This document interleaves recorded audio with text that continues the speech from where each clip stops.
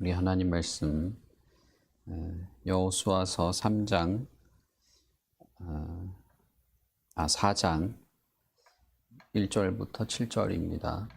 여호수아서 4장 1절부터 7절 제가 봉독하겠습니다. 그 모든 백성이 요단을 건너가기를 마침에 여호와께서 여호수아에게 말씀하여 이르시되 백성의 각 지파에 한 사람씩 12사람을 택하고 그들에게 명령하여 이르기를 요단 가운데 제사장들의 발이 굳게 선 그 곳에서 돌 12를 택하여 그것을 가져다가 오늘 밤 너희가 유숙할 그곳에 두게 하라 하시니 여호수아가 이스라엘 자손 중에서 각 지파에 한 사람씩 준비한 그 12사람을 불러 그들에게 이르되 요단 가운데로 들어가 너희 하나님 여호와의 궤 앞으로 가서 이스라엘 자손들의 지파 수대로 각기 돌 1개씩 가져다가 어깨에 매라. 이것이 너희 중에 표징이 되리라. 후일에 너희의 자손들이 물어 이르되 이 돌들은 무슨 뜻이냐 하거든 그들에게 이르기를 요단 물이 여호와의 언약궤 앞에서 끊어졌다 하니 곧 언약궤가 요단을 건널 때에 요단 물이 끊어졌으므로 이 돌들이 이스라엘 자손에게 영원히 기념이 되리라 하라 하니라. 아멘.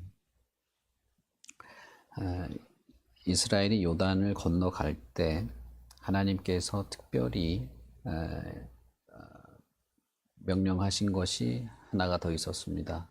그것은 요단을 건너가고 나서 아직 언약궤가 강 한가운데 있을 때 이스라엘 지파에서 한 사람씩 12명을 택해서 돌을 하나 가져오도록 한 것입니다. 그러니까 이것은 사람이 들고 다닐 만한 그런 작은 돌이 아니라 큰 돌이죠. 네, 이 돌을 강 한가운데에서 가지고 와서 요단강을 건너서 가나안에 들어간 다음 그것을 12개를 이제 세워놓게 되는 그런 용도로 가져오도록 한 것입니다. 이스라엘이 요단을 건너가게 되는 과정에서 일어난 일, 여호와의 언약궤가 요단에 들어가자 물이 그쳤고 이스라엘이 요단을 건너서 가나안에 들어오게 된 것, 그리고 그 모든 과정이 하나님의 섭리 속에서 된 것임을 기억하도록 하려는 용도이죠. 여호수아는 그들에게 이렇게 말합니다. 나중에 너희의 자손들이 이 돌들이 무슨 뜻이냐라고 물어보거든 대답할 용도로 이것을 대대로 기억할 용도로 가져와서 세우게 한 것이다 라고 말한 것입니다. 이스라엘의 자손이라고 하는 것은 40년 광야 생활을 경험하지 못한 가나안 세대라고 할 수 있을 것입니다. 이집트에서 빠져나올 때 20세 이상의 사람들은 다 광야에서 죽게 됩니다. 그러니까 지금 가나안으로 들어가는 사람들, 여호수아나 갈렙을 제외한 나머지는 이집트에서 나올 때 20살 미만이었던 사람들이거나 아니면 다 광야에서 태어난 사람들입니다. 만약에 이집트에서 나올 때 19살이라고 해도 지금 60이 된 거죠. 가나안에 들어갈 때 60 노인이 된 것입니다. 혹은 광야 생활 첫 해에 태어났다고 해도 지금은 40이 넘어서 이제 50이 돼가는 그런 사람들이 된 것이죠. 그러면 가나안에 정착하게 될 때에 가나안의 생활을 경험하는 사람들은 이미 이제 9세대가 되는 것입니다. 그렇다면 하나님이 이집트에서 이스라엘을 이끌어낸 것, 그리고 광야의 모든 시간 속에서 하나님의 보호와 섭리와 그의 계명들, 하나님의 뜻이 이루어졌던 과정과 가나안에 들어오게 되는 목적과 이유, 그리고 가나안에서 이스라엘이 반드시 성취해내야 할 사명과 약속들을 기억하는 사람들은 이제 곧 사라지게 되고 나머지는 모르고 귀로만 들은 그냥 전해 들은 사람들만 남게 되는 것이죠. 모세와 여호수아의 이런 세대 교체만 이루어진 것이 아니고 이스라엘 민족도 세대 교체가 이루어지게 되는 것입니다. 그런 면에서 하나님은 언약도 기록을 했고 절기도 매년 지키도록 했고 그리고 요단강을 건넌 이 사건도 기억하도록 하시는 것인데 그것이 대대로 이어지도록 하는 그런 것입니다. 특별히 구약 성경에서 보면 하나님이 언약을 맺은 언약 당사자 그들에게 항상 어떤 언약을 맺었다고 하는 표시를 하게 됩니다. 그런데 이제 출애굽을 지나서 가나안으로 들어가게 될 때 하나님은 한 명의 언약 당사자와만 언약을 맺는 것이 아니고 이스라엘 민족 전체와 언약을 맺는 좀 더 확장된 개념의 언약을 하게 됩니다. 처음에는 아브라함과 이삭과 야곱 한 가정의 가장이었죠.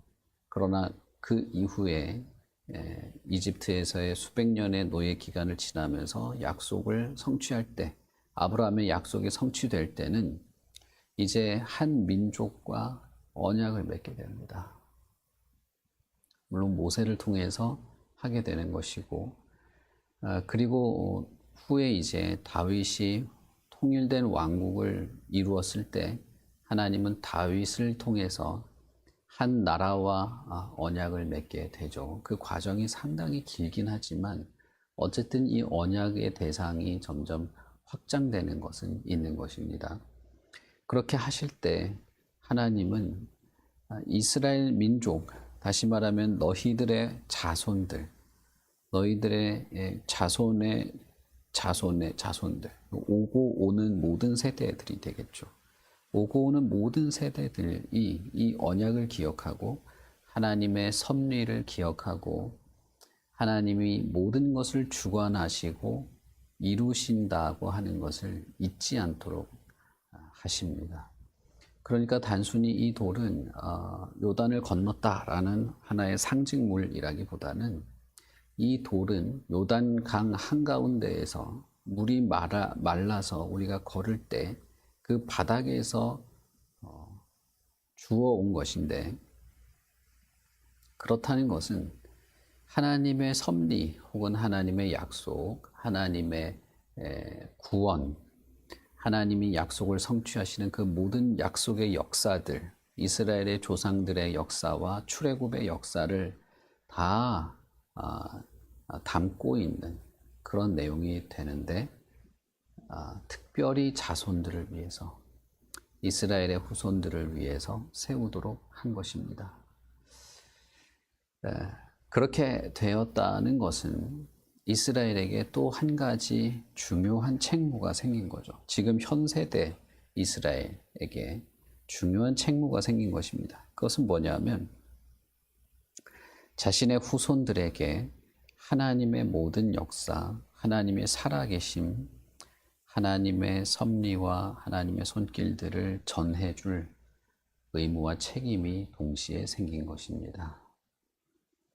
출애굽 당시에 광야에 있을 때 하나님은 만약에 너희 자손들이 이것이 뭐냐라고 묻거든 하나님이 하늘에서 내려준 것이다. 그렇게 말하도록 했습니다. 그래서 광야 40년의 기간 동안에도 하나님은 광야에서 태어나는 세대들,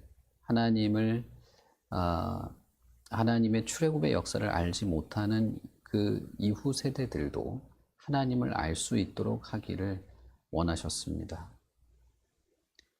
만약에 어떤 사람이 이제 출애굽을 경험하지 못한 갓 태어난 아이라고 생각해 보면 광야 40년 동안 이 아이가 보고 듣고 자란 것은 하나님밖에 없는 것이죠.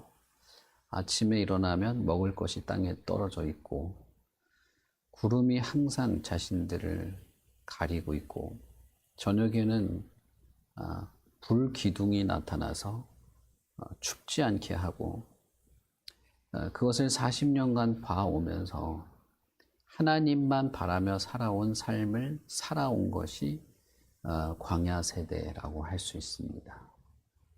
먹고 마시고 눕고 일어나고 길을 진행하고 멈추는 그 모든 삶의 모든 사소한 것까지도 다 하나님에게 의지해서 40년을 보낸 그런 세대라고 할 수 있죠. 그런데 가나안 세대는 전혀 다른 것입니다.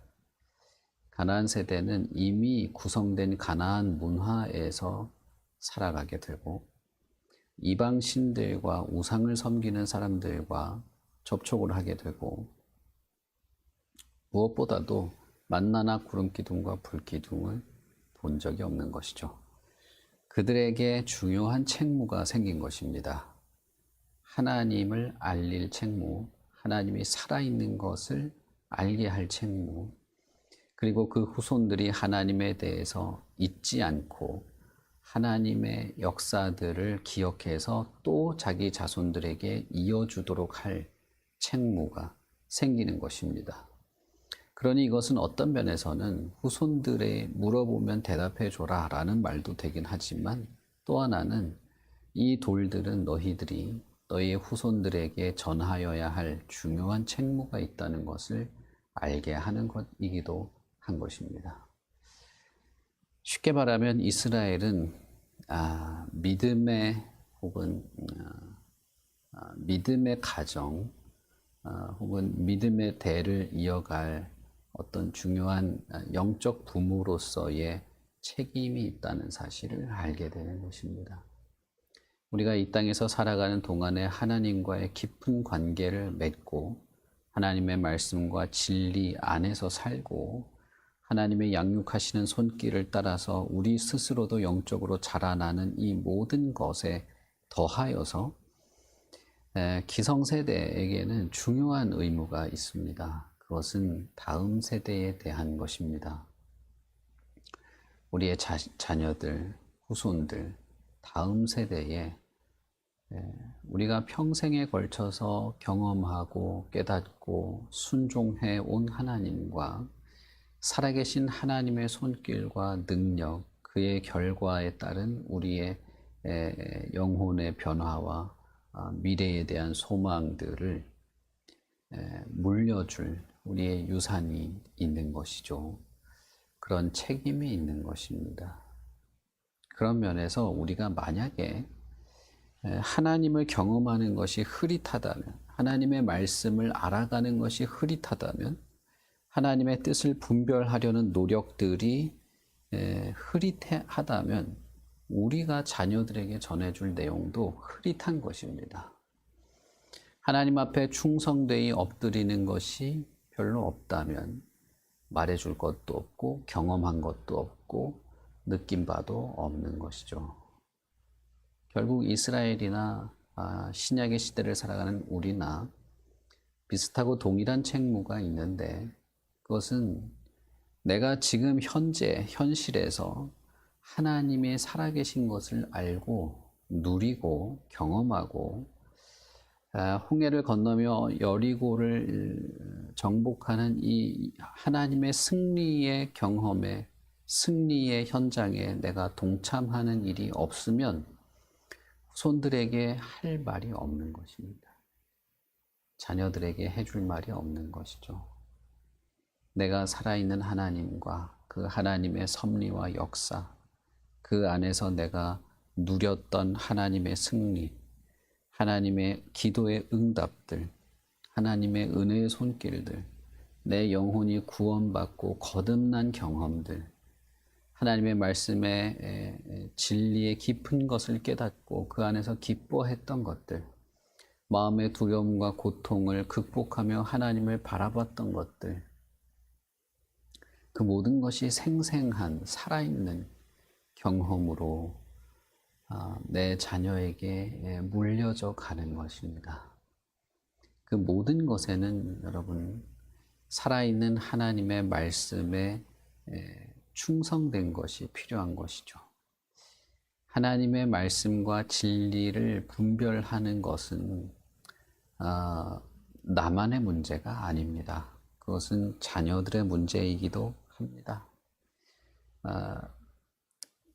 아이들이 어리면 어릴수록 성경을 가르치면 가르칠수록 궁금한 것들이 자꾸 생기죠.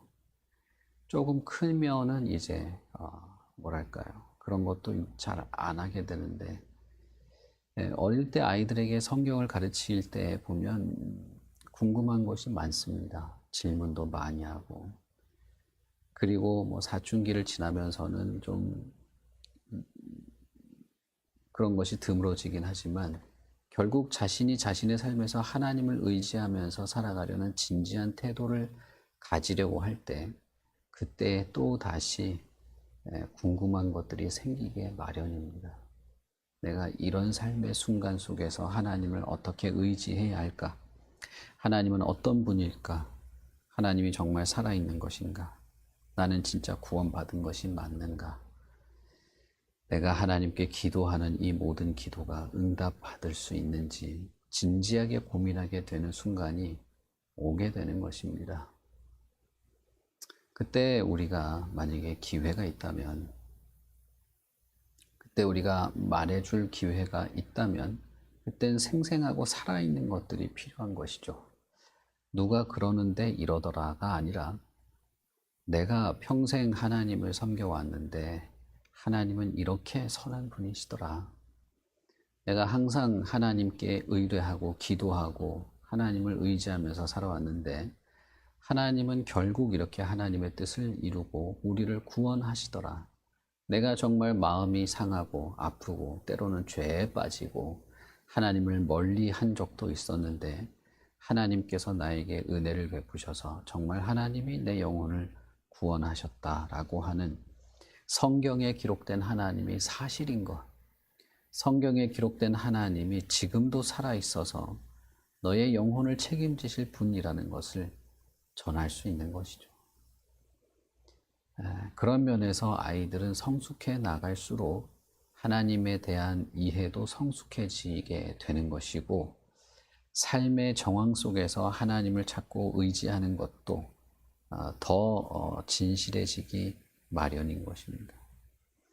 저는 특별히 하나님께서 너희의 후손들에게 할 말이 있다. 너희들의 후손을 위해서라도 이 돌을 세워야 된다. 너희들의 후손들을 위해서라도 이 요단을 하나님의 뜻대로 건너는 경험이 생생하기를 바란 이 하나님이 참 특별한 어떤 말씀을 하신다고 생각을 합니다. 지금 현재 이스라엘, 지금 현재 가나안을 누리는 그 사람들에게 지금 당장 너희들에게 필요한 것만을 말한 것이 아니라 훨씬 이후에 일어날 일들, 훨씬 이후에까지 하나님이 이스라엘과 관계를 갖고 그들이 가졌던 하나님에 대한 진심과 충성을 이어가기를 그 후손들을 위한 하나님의 계획까지도 말하는 것이죠. 하나님은 이스라엘이 뭔가를 고안하기 전에 미리 말씀하셨습니다. 돌을 일단 가져오라. 어깨에 멜 만큼의 큰 크기와 무게 정도겠죠. 자녀들이 보고 돌이 정말 평범하지 않고 비범하게 땅에 세워져 있어서 이게 도대체 무슨 뜻이냐, 12개가 왜 이렇게 서 있냐라고 물어볼 만한 그런 것이었을 겁니다. 하나님이 특별히 주문한 것이고 하나님이 특별히 그의 후손들을 위해서 계획한 것이니 어떤 면에서는 이스라엘 자신들보다 하나님이 훨씬 더 그들의 자녀들을 더 생각하고 있다고도 느껴집니다. 이것은 우리에게도 마찬가지고 하나님 앞에서 우리의 삶도 이렇게 준비되어야 마땅한 것입니다. 어떤 면에서는 우리의 기도에 항상 포함되어야 될 내용이기도 합니다. 하나님께서 맡겨주신 사명 중에 하나인 것이죠. 그런 면에서 저와 여러분의 오늘 하루의 삶이 하나님 앞에서 참 깊고 진지하고 의미 깊은 날이 되기를 바라고 정말 우리의 자녀들에게 우리의 후손들에게 이 믿음의 유산이 전해지고 부모보다 더 나은 믿음, 부모보다 더 나은 신앙, 부모보다 더 깊은 영적인 충실성을 가지고 하나님을 바라보는 그런 우리의 자녀들이 되기를 기도합니다. 그것이 우리의 믿음의 가정의 목표일 것이다 생각을 하게 됩니다. 이제부터 이스라엘은 경험하는 모든 경험 세계가 자신들을 위한 것이기도 하지만 후손들에게 물려주어야 하는 것이 되는 것이죠. 저와 여러분도 마찬가지고 우리 교회의 아이들에게도 마찬가지고 앞으로도 계속 그렇게 되기를 바랍니다. 우리 같이 기도하겠습니다. 하나님 아버지 은혜를 감사합니다. 하나님께서 요단을 건너는 것으로만 다 한 것이 아니고 거기서 돌을 들어다 기념을 삼고 후손들을 위하여 상징으로 세워놓고 그것을 기회가 있을 때마다 자녀들이 물어볼 때마다 그 자녀들이 영적인 훈련과 양육을 받아야 할 때 부모로서 기성세대로서 하나님을 먼저 알고 믿고 하나님을 경험한 자로서 책임감 있게 하나님을 전하도록 하신 것을 우리가 믿습니다. 하나님은 그런 분이시고 하나님은 그렇게 준비하시는 분이십니다. 나만 하나님이 말씀하시는 것이 아니라 이미 하나님은 우리의 자녀들에 대해서도 계획을 가지고 계실 줄 믿습니다. 하나님의 거룩하신 뜻을 전하고 싶고 하나님이 살아있는 것을 느끼기를 바라고 하나님의 그 자비로운 손길과 살아있는 하나님의 말씀이 우리의 인생의 최고의 선물인 것을 경험하고 감사하며 하나님 앞에서 성실하게 살아가는 우리의 자녀들이 되기를 바랍니다. 우리의 연약한 믿음이라도 정말 진실한 것, 정말 하나님 앞에서 겸손히 세워져 왔던 이것을 잘 물려주는 부모가 되기를 바랍니다. 참 한없이 연약하고 한없이 모자르고 한없이 한계가 많으나 그러나 우리가 끝까지 하나님을 붙잡고 의지하며 우리의 인생을 하나님을 의지하며 하루하루 살아가는 이 모든 삶의 과정들을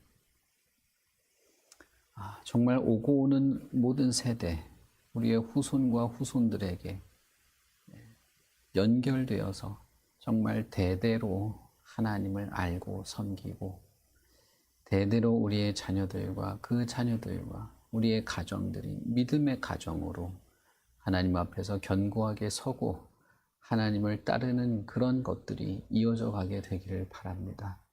그러니 아버지여, 우리의 후손들에게도 은혜와 은총과 복을 내리시되 무엇보다도 현재 현실을 살아가는 우리들에게도 부모들에게도 하나님의 말씀과 진리에 충실될 뿐 아니라 살아계신 하나님을 느끼며 누리며 경험하며 살아가는 모든 삶에서도 진지하고 진중하고 흔들림이 없이 살아가게 하시옵소서. 날마다 하나님으로 인한 감사, 날마다 하나님으로 인한 기쁨, 날마다 하나님을 향한 마음의 중심이 흐려지지 않도록 날마다 감사하며 기쁘며 겸손하고 회개하며 용서받고 하나님이 베푸시는 모든 하나님의 기도의 응답을 풍성히 누리며 살아가는 우리 그리고 우리 가족들 참사랑교회 모든 성도의 삶이 그렇게 되게 하여 주시옵소서. 감사합니다. 예수님 이름으로 기도합니다. 아멘. 하늘에 계신 우리 아버지여, 이름이 거룩히 여김을 받으시오며 나라의 임하옵시며 뜻이 하늘에서 이룬 것 같이 땅에서도 이루어지이다. 오늘날 우리에게 일용할 양식을 주옵시고 우리가 우리에게 죄 지은 자를 사하여 준 것 같이 우리 죄를 사하여 주옵시고 우리를 시험에 들게 하지 마옵시고 다만 악에서 구하옵소서. 대개의 나라와 권세와 영광이 아버지께 영원히 싸움나이다. 아멘.